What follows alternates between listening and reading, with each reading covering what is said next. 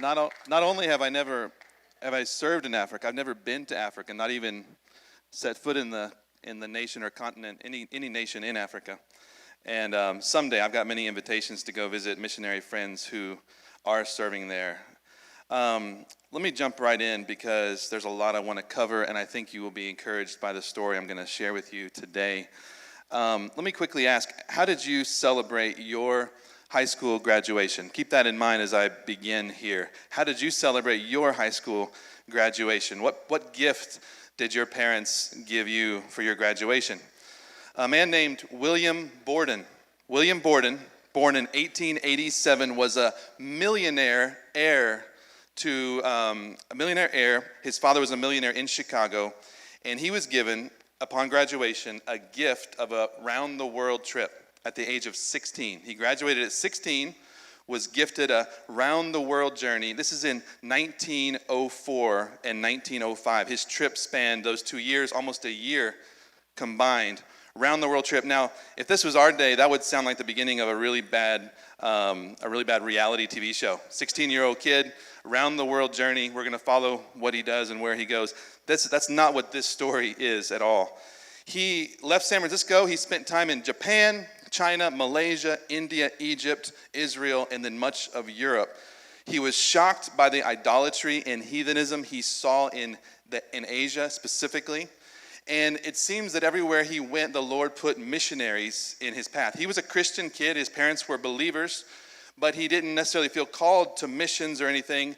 But on this round-the-world journey at the age of 16, turning 17, the Lord began to stir his heart.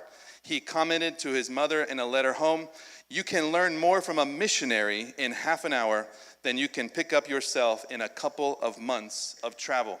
He was traveling, but he realized he could learn more from the missionaries he met than even seeing the things he was seeing. He wrote to his mother as well, "I met such pleasant young people on the steamer who were going out as missionaries, and meeting them influenced me. While talking with them, I learned of the work and the opportunities so that I realized, as I never did before, when I look ahead a few years, it seems as though the only thing to do is to prepare for the foreign field." 16 years old, 1 month into his round-the-world trip, he's already feeling there's nothing that makes sense but to serve these unreached peoples. He also wrote later on in his journey from India, I believe, he wrote that I have so much of everything in this life. He was the child of millionaires. And there are so many millions who have nothing and live in darkness.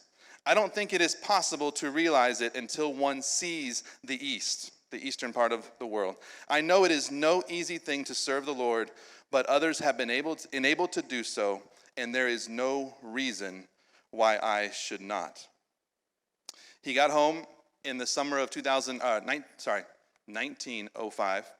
He commenced his studies as a 17-year-old at Yale University.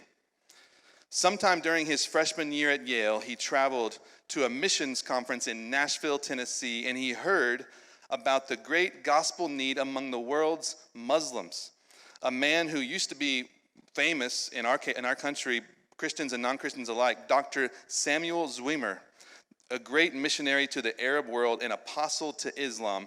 He spoke and he impacted William Borden. Listen to this description of Zwemer. He was the man with a map, charged with enthusiasm, grim with earnestness, filled with passion of love for Christ and the perishing. He made that great map come alive, voicing the silent appeal of the Muslim world, hundreds of millions under the sway of Islam. Borden went home from the conference feeling burdened specifically to reach Muslims, and particularly the Muslims of a place called Gansu in northwest China. That was the place specifically that the Lord was calling him. But he's still a freshman in college at this point. But he never wavered from his calling. Now, let's take a break here for a minute. College students, you guys are college students. Listen to how he spent his college years. Knowing that his calling was to the mission field, he didn't just lay aside responsibilities and opportunities back home at his school. A friend wrote this about him later. He and I began to pray together in the morning before breakfast while at Yale. We had been meeting only a short time when a third joined us, and soon a fourth. The time was spent in prayer and brief reading of Scripture. We prayed for the college, our class, and for those we were seeking to bring to Christ. But listen, these prayer meetings soon began to spread around Yale University, right? This is not today's Yale, but it's still Yale University. And it says that by the end of his sophomore year, there were similar prayer groups in each of the classes. And it wasn't being passed down from the seniors to the freshmen, but from the freshmen, William Borden particularly, up to the senior class. And this prayer movement spread all throughout Yale University. One of his friends said this: it was so easy to pray with him. He could be jolly with the rest, and when the crowd was gone, it would be just as natural for him to say, "Come, let's pray together." There was no sense of incongruity about it. He was so simple in his prayer life, so natural, so trustful. He was the easiest man to pray with I have ever known. But they didn't just pray, they also actively witnessed and ministered to their unsaved classmates, of which there were many at Yale. And it was said of William Borden that he was always picking out the toughest proposition and going through thick and thin to win him for Christ. They said whenever the name would come up of some really hard person, really hard case, everyone would be quiet and like real quiet. Who's going to get him? And William would say, "Put him down to me. I got him." And he would go and he would witness and win him to the Lord. Not only that, during his underground years, he, being the heir of a millionaire, he had lots of access to money and he was in charge of lots of money. His father actually passed away when he was a sophomore, I believe. He's 18 years old. Now he is the one managing the family's finances primarily. 18 years old, access to millions of dollars. What would you do? He helped found and fund the Yale Hope Mission, a mission primarily to destitute and drunks in the town next to Yale University. He didn't only send his money, though. He would go and he would minister to them personally. On his evenings, he would minister and preach and share the gospel in the mission that he helped to found. Again, we're talking about an 18-year-old college student. Later on, while in seminary, William donated $70,000 in seminary secretly, which is worth over $20 million in our money today, to all kinds of different efforts. And he did so in secret. He tried his best. Whenever he found out somebody knew what he had done, he actually got a little angry because he was trying his best to keep it totally out of sight. One man said this, who visited the U.S., said this. He was asked what most impressed him about his visit to America. I don't know who this man was. It's in his biography. But his response was, the sight of that young millionaire kneeling with his arm around a bum in the Yale Hope Mission. That's what had impressed this visitor. He didn't just give his money, he also gave his time. As a seminary student, he was already sitting on the board of major ministry organizations, Bible societies, the China Inland Mission itself, Hudson Taylor's China Inland Mission. He was on the board already in his early 20s. After graduating from Yale, now we're getting to the first slide, just so you know here. After graduating from Yale in 1909 and Princeton Theological Seminary 1912, his commitment to the mission field had not wavered, even in the face of intense pressure by some to take advantage of his assets and his education and use it back home instead of wasting it in China. One friend expressed surprise that he was throwing himself away as a missionary. You're throwing yourself away as a missionary. And you know what his response was? To that friend, you, my friend, have not seen heathenism. You didn't have that around the world. You didn't see what I saw in India, in Japan, in China, the shocking things he saw and wrote about. You can see some of these clippings here. Young millionaire, these are real clippings from the newspapers of the time. Young millionaire renounces world to be missionary. He makes darkest China scene of his life work. And look at the one here, millionaire, missionary, it's kind of blurry, but you can see, it says usually, it was the popular impression that China workers would be those who had no other opportunity back here, so they would go to China as like a last resort. That was not William Borden. And then the last one here, the question, right? What would you do in the prime of life, robust physique, cultured, possessed of $5 million and unmarried? What would you do? The obvious answer in the newspaper was you wouldn't do what he's doing. You wouldn't go there. That wouldn't make any sense. But after graduating, he spent 3 months on a speaking tour of universities and seminaries in the U.S., over 30 colleges and seminaries, not giving an apology for what he was doing, but seeking to recruit more people to join him and to go to the mission field. He went around mobilizing missionaries over 3 months before his departure, and 30 different seminaries. Listen to, this is an example of what he would say. As I read this, there's going to be some kind of rapid-fire slides go across the screen that help you give a visual idea of what he was talking about. He would speak of Linsha with its bigoted, proud race of Muslims, Arabs by descent. There too were the Dongxiang, remnants of the old Hun tribes in the mountains, and the Salar from distant Samarkand with their Turkish speech and faces, Muslim exiles who had tramped across Central Asia to find a home beside the Yellow River. These mingled with Tibetans from the border marches and Mongols from north of the Great Wall.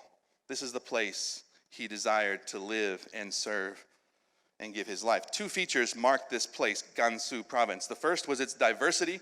You saw just those faces and those peoples in those pictures, right, just a minute ago. The second feature was its inaccessibility. It was really hard to get to. He had visited China, but he had not made it nearly as far as Gansu in inland China. Right? He would also ask the students when he would go around, and I'll turn this back on you today. If he was standing here, he might ask you the same question. One thing he would ask is, are you steering or drifting through life? Are you steering or drifting? He was a sailor. He sailed. He had yachts. His family had access to boats. Are you steering or drifting? And then he had this comment he would often make. If 10 men are carrying a log, 9 of them on the little end and 1 at the heavy end, and you want to help, which end will you lift on? The answer's obvious, right? You lift on the end that needs more help. But then he would add this, in proportion to the population, there were 500 times as many ministers in the USA than in China. So the answer to him was obvious. And then he would ask, for those who still were struggling with their faith, are you willing to be made willing? Are you willing for God to make you willing to go? Some people don't even want to go there, right? Because they know if they really think about it, God might ask them to do something like that. But Borden's words were more convicting than anyone else because he was personally willing to pay that price. He was personally willing to lay everything aside and do that thing. Here's a map of that region. You can see right in the middle, Gansu. It used to be spelled with a K. Now it's spelled with a G. You can see the Great Road going off to the northwest of there and all the other provinces around. That was Gansu, remote, far from land, far from sea, I should say, from any port, and very difficult to reach. Borden did set sail for China. He graduated in 1912. He set sail for China on December 17th, 1912. Notice that date. His biographer said he was the kind of guy that would have sailed overseas a week before Christmas because he didn't want to waste another week or another day. By setting sail on the 17th, he was scheduled to arrive in Cairo, Egypt on January 1st, start the new year in a new place. He went to Cairo to study Arabic in preparation for his future labors among the Chinese Muslims. So a few months in Cairo, language school, and then on to China, on to Gansu. It was felt, this is a quote, it was felt that a few months at Cairo in the language school would be of advantage, not only for the study of Arabic and the Quran, but of Islam generally before attempting to meet it in its strongholds in Western China.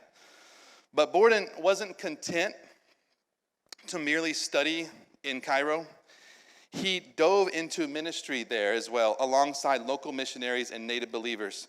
It was said that he began to distribute these Islamic-style tracts. They would get these little booklets, these little tracts written in Arabic in the Islamic Quranic style, and everywhere they would go in the markets in different places, they would hand them out as if they were Islamic texts, but they weren't. And they would usually get away. They only had one incident where they kind of had a little riot started and they had to escape this deal, but they're going out of their way to evangelize. He made the comment when he was in Cairo, how can we, these few missionaries, how can we get the gospel to every one of Cairo's 800,000 homes? That was his goal in those few months that he was there. I can understand that. I have the similar spirit. When I first went to Peru, I didn't speak Spanish yet. This is 20 years ago. This summer, I didn't speak Spanish yet, but I knew I could hand stuff out. So I had a friend help me translate my testimony, and I began to make copies. And the copy guy was real happy because I'd come and I'd want like another 10,000 copies of this little paper over and over again. And I would have him cut them for me, and I would share them. How can we get the gospel to every single person? I understand what he was trying to do there.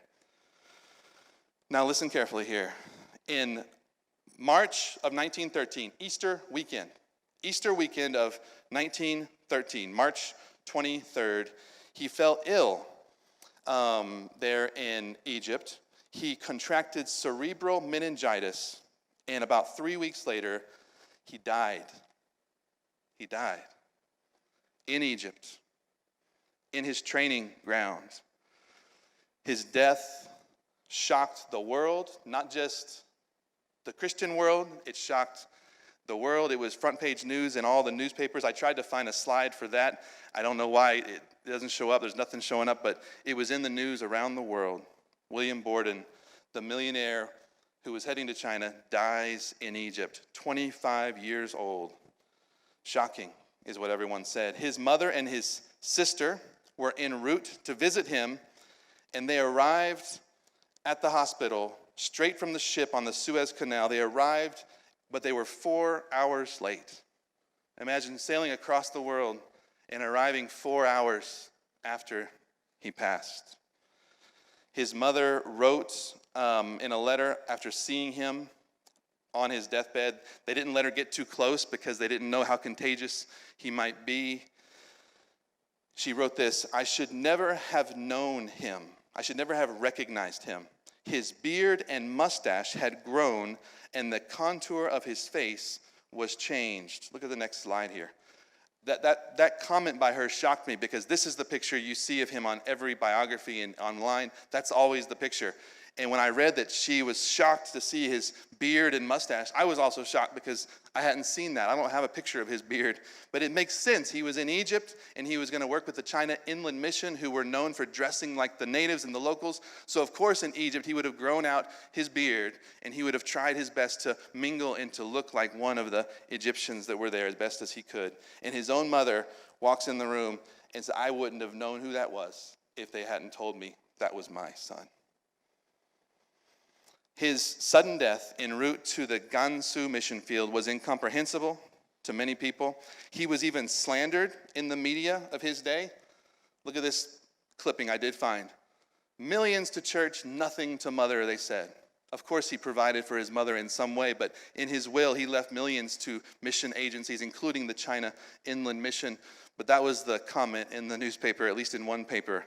Millions to missions, nothing to mother. Not realizing that was probably his mother's wish, because she was already provided for. Was William Borden a modern day Enoch? Some wondered that, right? He loved the Lord so much, the Lord just took him. Or was his life a seed that was always meant to bear more fruit in his death than in his life? That almost seems to be the case. Many people have come to missions through his testimony. Many more, arguably, than he would have been able to reach on his own. There is no doubt that his death gave wings to his testimony. His story is now known and told far and wide. There's a phrase, or a group of phrases that are said to be William Borden's words, and evidence actually shows that it's probably not what he actually said. It was written about him. You might have heard this before. No reserve. Go back to the one previous slide. No reserves, no retreats, no regrets. It's shared as if he said it. The evidence actually is that it was written of him by his biographer in 1926. She, studying his life and reading his letters, that's how she described him. Listen to the exact quote. She said this: "No reserve, no retreat, no regrets had any place in his consecration to God." Do you hear that? One more time. No reserve, no retreat, and no regrets had any place in his consecration to God. Now let's turn the corner and kind of bring this home a little bit. Let me ask a question. Have you ever heard of William Borden before today? Anybody here? I know a couple of you have heard of William Borden. Very few. Has anyone ever heard of Gansu before today? Gansu province in China. Anybody? There's a couple hands, people that I know, not many. Gansu province. Borden was not the first nor the last to target Gansu province. Here, real quick, we're going to go through a little bit of Gansu's missionary history. Look at this next one. 1876, George Parker and his wife Minnie were the first Protestant missionaries to go to Gansu. It was actually a little scandalous. He married a Chinese woman, which at that time was not normal. And he had to fight, and Hudson Taylor himself had to stand up for this man and say, yes, they can serve and they can go to that region of China, Gansu province. The next slide, 1893, William Wallace Simpson arrived in China, spent more than 50 years serving in Gansu province. We've been to churches ourselves in China that he helped to plant. They're still there to this day. We've met some of his family that visited China to follow in their great-grandfather's footsteps. In 1918, the China Inland Mission, 5 years after Borden's death, the money he left to them, they used it to build a hospital in Gansu province, and they called it the Borden Memorial Hospital. The hospital was known locally as the Gospel Hospital, and it specialized in infectious diseases, especially leprosy. This picture is taken from inside the hospital. To this day, there's a memorial there to him, and you can see there, the Borden Memorial Hospital, a nurse gave a leper some sort of treatment. So there's a nurse, that's an old picture on the wall in the hospital still to this day. In 1923, 3 single missionaries, Mildred Cable and Francesca and Eva French, began more than a decade of evangelistic expeditions through the vast expanses of Gansu's Gobi Desert. If you Google Mildred Cable and Gobi Desert, she wrote a book about the Gobi Desert and her adventures in the Gobi Desert. She's the one on the far right of the picture. They served in the 20s and 30s there. In 1932, a young man named William Ekval Simpson, son of William Wallace Simpson. In 1932, he was shot and killed by Muslim bandits in Gansu province in the land he served. He was a missionary as well to the Tibetans of that province. He was shot and killed at the age of 30 in 1932. In 1949, communism prevailed in China, and most missionaries were expelled, including William Wallace Simpson. The Borden Memorial Hospital continued to serve for 2 more years, somehow, till 1951, and then it was taken over by the communists. That's a modern-day picture of the hospital. It's been rebuilt, it's been expanded, but the Chinese still use it as a hospital to this day in that same location where it was so many years before. We were there at one point and looking at the little museum, and a lady popped her head in and said, "Are you Christians?" She's kind of whispering and kind of being careful. I said, "Yes." "Are you?" And she said, "Yes. We actually have a little house church here on the hospital grounds." See the apartment buildings on the right side? They have housing there for nurses and workers there. And so they have a church that still meets there on the hospital campus. The 1950s, 60s, and 70s were the dark ages in China. Unspeakable things occurred during that time. If you want to read up on that, Google Great Leap Forward and Cultural Revolution if you dare. But the 80s brought an opening, a thawing of relations between China and the rest of the world. Now let me ask you a question here. We're in Oklahoma here, but I know there's got to be out-of-state students. Raise your hand if you're from Oklahoma in the room. Most of you. Raise your hand if you're not from Oklahoma. About half and half overall, maybe a little more on the Oklahoma side. So this next part, you don't have to ignore it, but it's specifically related to our state here. In 1985, the governor of Oklahoma, George Nye, visited Gansu province, and he planted a friendship tree in a park in the capital city there of Lanzhou, and he signed a sister state friendship accord with the governor of Gansu. 1985, I was 2 years old. Commemorating the establishment of the friendly relations between the state of Oklahoma of the United States of America and Gansu province of the People's Republic of China, George Nye, September 25th, 1985. That plaque is sitting right in front of the tree that's now a big tree 37 years later. In 1990, a Gansu delegation visited the Oklahoma State Fair. I'm hoping to go to this fair tonight with my kids and my wife. In 1990, a man named He Xuanqing at our state fair gave a speech, and he said this: "There is a place in China a lot like Oklahoma. The place has waving wheat, cattle, and oil. It is landlocked and has lots of grasslands on one side and woods on the other. We have the oil fields and farmers, and we grow wheat. There is big grass and cows and sheep. It is Gansu, a Chinese province." For 5 years now, Gansu has been Oklahoma's sister state. Now, I was a little late to the party. 90 years after William Borden died, in 2003, I first set foot in Gansu province, not knowing any of this at all, not knowing about Oklahoma, Gansu, not knowing about William Borden. I knew nothing. I was 19 years old. I spent weeks praying and learning Chinese and sharing the gospel in Gansu. While walking the streets of a particular city called Linsha, the city he mentioned in one of his speeches, I remember walking the streets that night as a 19-year-old, and something about that experience in that place. I had met a teacher and shared the gospel with him, and I was walking back to my hotel, and I remember feeling something inside me say, I could live here. Like, I just felt something unique about that place. Didn't know it at the time, but 2 years later, my wife and I were living there. Within 2 years, the Lord had taken us and planted us there. 2 of our children were born there. My son, Gabriel, 16 years old now, was born in that city right there, the Muslim city where we were living at the time, the same city that William Borden was trying to reach. That's where he wanted to go, never made it. My son was born there. The Lord took us there. 2005, my son was born. In 2008, as far as I can remember, is when I first heard about the Oklahoma-Gansu connection. 2008, we were already living there for a number of years by that point. I remember sitting in our home in Gansu, and I almost fell out of my chair, and I said, this can't be a coincidence. Lord, you're doing something, and I'm glad to be a part, because we didn't go there with that in mind. From 2013 to 2018 especially, here's a modern map of Gansu province. The Lord impressed upon us just an urgency to take the gospel to more places and more counties and more districts. So we began hosting these teams that came from different parts of the U.S. to go short-term teams. I had many teammates be arrested and deported during that time.